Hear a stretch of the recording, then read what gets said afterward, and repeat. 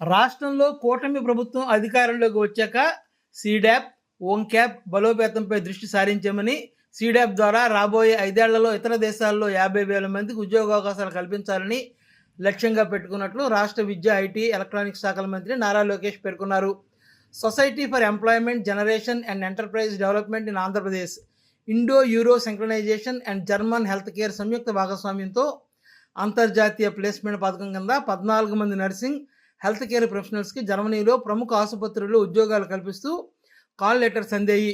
ఈ సందర్భంగా ఉండవల్లి నివాసంలో జరిగిన కార్యక్రమంలో జర్మనీలో ఉద్యోగాలు పొందిన అభ్యర్థులను రాష్ట్ర విద్య, ఐటీ, ఎలక్ట్రానిక్స్ శాఖల మంత్రి నారా లోకేష్ అభినందించారు.